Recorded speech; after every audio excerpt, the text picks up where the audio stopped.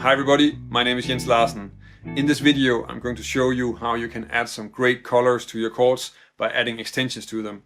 I'm going to go over two ways that you can explore this, and both of them are going to give you the tools to create some really beautiful voicings. Really what you have to do to get started with this is only apply some really simple and basic music theory to the instrument, and in the process you're really going to strengthen your fretboard knowledge. Both of these approaches were really important parts of how I explored harmony on the guitar and also how I built my vocabulary, and it is something that I still return to whenever I'm improvising or if I'm harmonizing a song. If you want to learn more about jazz guitar, improve the way that you solo, or check out some interesting arpeggios or chord voicings, then subscribe to my channel. If you want to make sure not to miss anything, then click the little bell notification icon next to the subscribe button. We only need some really basic chord and scale theory to be able to add the extensions to the chords. So if we first look at a chord as being a part of a scale, because usually whenever we have a chord, then it is part of some sort of context, and a part of that context is definitely a scale.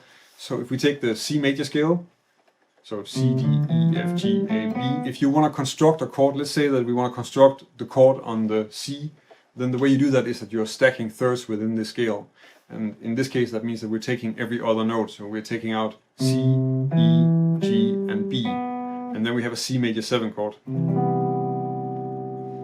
Of course, we can do this for all the different notes in the scale. So we can also do it for D. So D, F, A, C is D minor.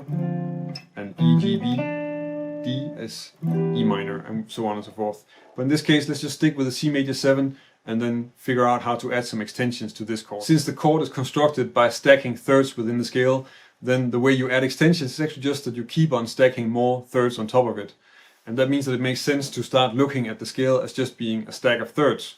And that will be this construction. So C, E, G, B, D, F, and A.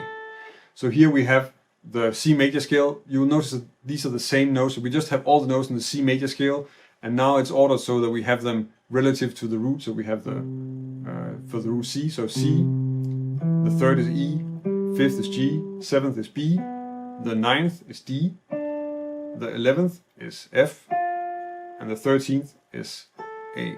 The D and the A will work really okay or really well on top of the C major 7 with no problem. Whenever you have a major chord, then the 11th is a little bit troublesome, because in this case the 11th is the F, and if it's on top of a C major 7 chord, where extensions mostly are, then it tends to clash with the third of the chord, and that doesn't work that well. In this case, if I put it up here, you can hear that it clashes both with the third, and it also forms a tritone interval with the 7th, so it doesn't work that well. And most of the time when you have a major chord, that means that you're going to change, if you want to use the 11, you're going to change the sound by making it a sharp 11. But in this case you're really changing the scale, and you are kind of changing the context. And this is something you can do, but you want to be aware of what is going on around you before you start doing that. This first method is what I'm calling the substitution method. And it's really simple. I'm going to take a chord voicing that you already know, and then I'm going to alter it to add extensions to it.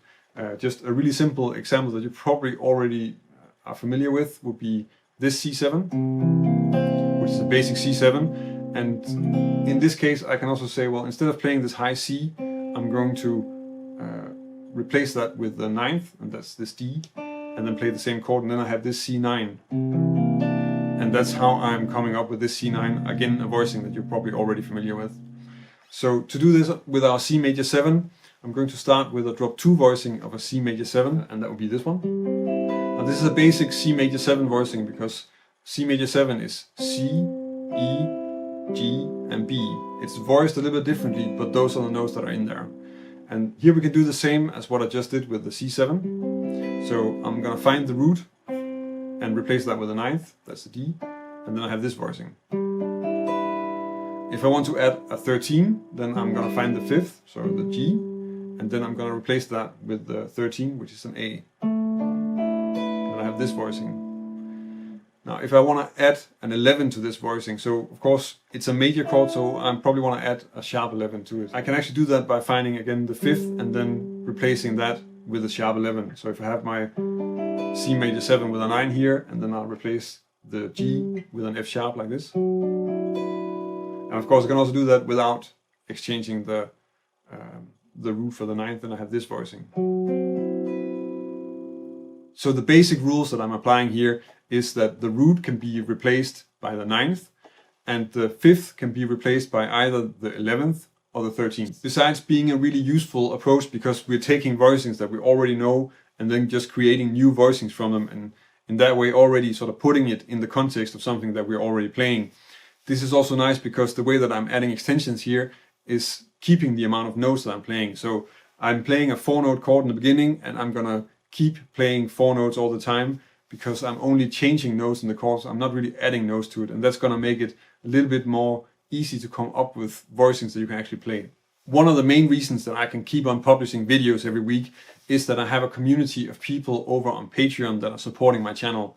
I'm very grateful for that, and if you want to help me keep making videos, then check out my Patreon page. There's a link in the description of this video, and if you join us over on Patreon, I can also give you something in return for your support. The other approach that I want to cover is to take sort of the most important notes of the 7th chord, so in this case that's the 3rd and the 7th, and then I'm going to place those on a middle string set and try to add the extensions as extra notes on top of that. So for our C major 7, the 3rd and the 7th are E and B, and we could play those like this, so E on the G string and B on the D string, like this. And then of course we can start adding extensions on top of this. So the first extension will probably be the 9th, so that's a D, we can do that here. Then we have this voicing. Of course we can add a 13 as well. That would be the A, so that would be this note. And then we have this voicing.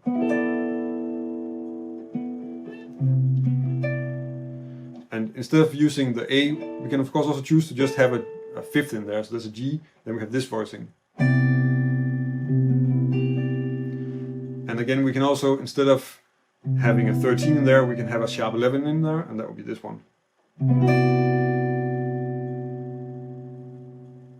And the combination of the sharp 11 and the 13 is also possible. That would be this one. With this approach, we're of course a little bit depending on the amount of strings that we have on top of our 3rd and 7th. And we can also start with a 3rd and 7th pair that's on a string set lower. So that would be on the A and the D string. So if we do that for the C major 7, then I have the E here and the B here.